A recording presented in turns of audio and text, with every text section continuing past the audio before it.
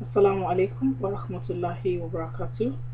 Rabbi shrah li sadri wa yassir li amri wahlul 'uqdatan min lisani yafqahu qawli. I greet you with the best greeting. Assalamu alaikum wa rahmatullahi wa barakatuh. May the peace, mercy, and blessing of Allah be on each and every one of us. My topic today is brotherhood and sisterhood in Islam. Well, let me say brotherhood and sisterhood in humanity. Brotherhood and sisterhood in humanity. The first one is, let me just go on the example. Example, is Hajj. Is the real example of the true brotherhood in Islam, brotherhood and sisterhood in Islam. Then, my brothers and sisters, it's very, very important. You know, we are all in one. For us to be one, for Allah Subhanahu wa Taala, in one, be one for Allah Subhanahu wa Taala. We are brotherhood, brothers and sisters in humanity. Allah Subhanahu wa Taala creates every one of us from Adam. We are all children of Adam and Eve.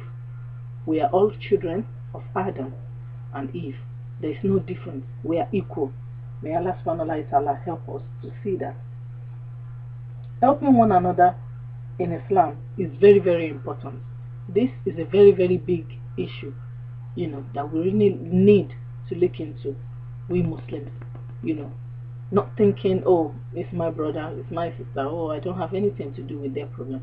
I don't have anything to do with what they have. Really, we are all one. We need to be one for Allah Subhanahu wa Taala. We need to help one another. We need to, come together. That's the only way we can hold on to the rope of Allah Subhanahu wa Taala. We can be one, and stop discriminating and putting some aside. That some are followers of this, some are Sunni, some are Shia. My brothers and sisters, we are all one brothers and sisters in humanity. One brothers and sisters, in Islam. Islam is one. There is no two to it. There's no any other logic than being together and being one. That's why Allah Subhanahu wa Taala made it compulsory for us. Only if you don't have the money to go to Hajj. It's compulsory. We must all go to Hajj. We must all visit the house of Allah. So that is important. Islam teaches us that all humans are equal, regardless of their race, their color, and their nationality. We are all one, regardless of, like I am from Africa, you don't see yourself that you're from maybe Indian, or you are from Palestine, or you are from anywhere you are in the world, or you are from Europe, or you are from America, we all belong to these places by birth. That's not who we are. We are dust. We are sand. That's who we really are. And that is equal. And Allah Subhanahu wa Taala says, we all go back to where we came from. Dust. So everybody, every life, every mankind must taste death. So all this where we come from, that we are all discriminating. Oh, we come from UK, we are from America, we are from this, we are from that. My brothers and sisters, this is just birth. It's where you were born, where your family were born, where your parents are born, where you live. It's even different, because some people, like me now, I'm from Nigeria by nationality, and I live in UK. So, where you live, where you're from, it doesn't really matter. It's where you came from that matters. And this is sand, and it's equal. The white people came from sand, the black people from sand. Everybody, we are all, every mankind, we are all created, which Quran proves it as well. So when we remember this, we will know that we are all one and we are equal. There's no difference.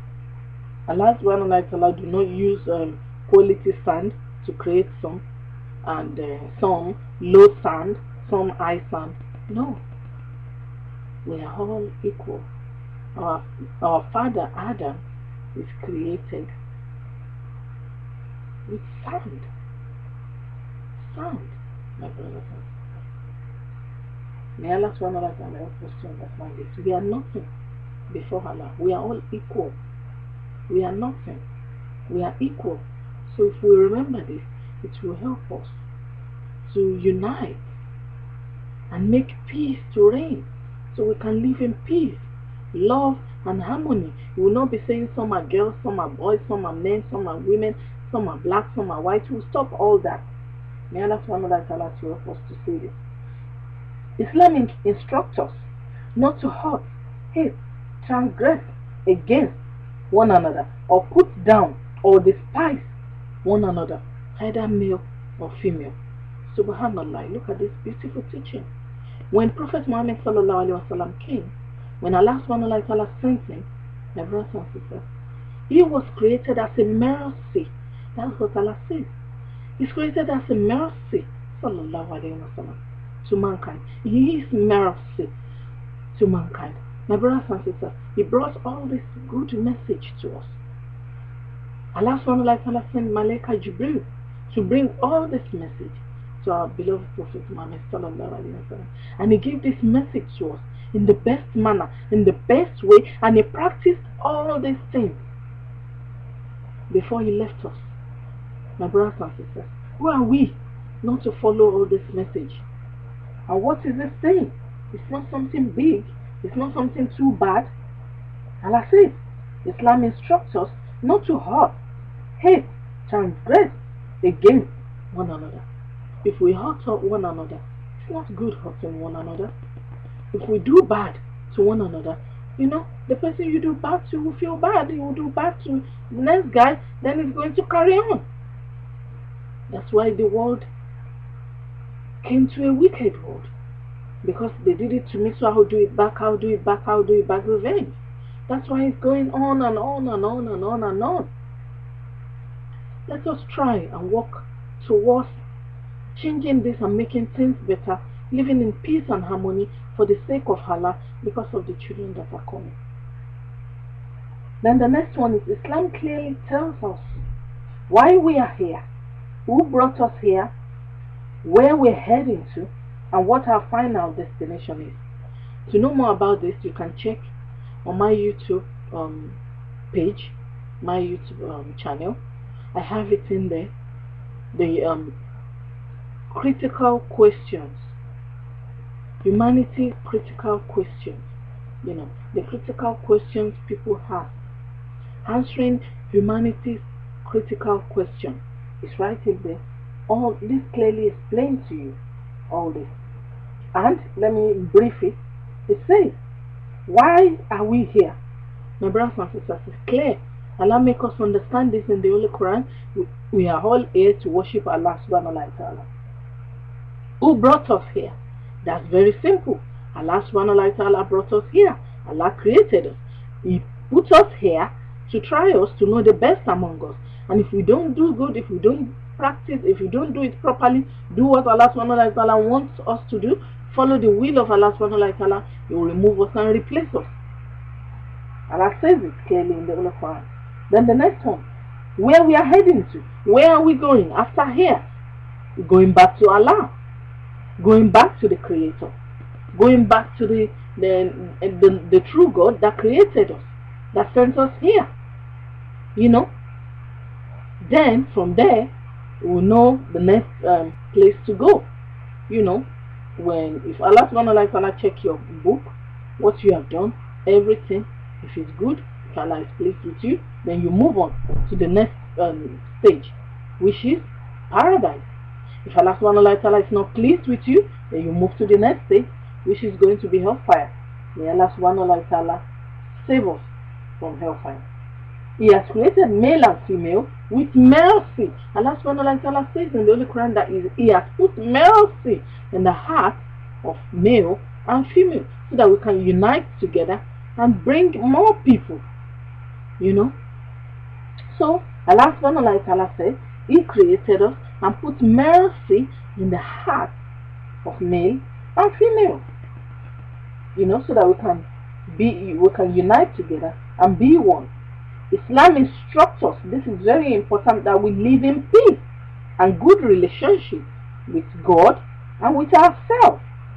Good relationship with God and with ourselves. You didn't say, okay, you are okay with God now, and you're not treating yourself right. You're not eating properly. You're not exercising. You're not doing all these things. Allah subhanahu wa ta'ala do not want that. You have a good relationship with Allah. You eat properly so that you can worship Allah properly. So that you can do what you're supposed to do. If you don't eat, you won't be able to perform your salah properly. So Allah wants you to remember Him, give thanks and glory to Him, and help yourself. You know, then the next one is you be nice to yourself and others as well. Allah do not say be nice, remember me, and be nice to yourself. That's selfishness. Islam do not permit selfishness. Allah subhanahu wa ta'ala do not allow selfishness. Allah wants us to be together, share together, and explore in His mercy. And by doing this, we have to be merciful to others as well, if we want Allah's mercy. And if we are not merciful to one another, Allah subhanahu wa ta'ala says He is going to, the more wicked we are to one another, the more mercy will be going away from us. Imagine that. The more kind we are to one another, the more loving and caring we are to one another, the more compassionate we are to one another, Allah's mercy will be coming closer and closer to us. The more wicked, the more cruel we are to one another, Allah's mercy will be leaving us, which we don't want. May Allah continue to shower His mercy on us. Indeed, all this teaching, my brothers and sisters, leads us to ultimate truth and success, true peace of mind, happiness, real happiness and salvation.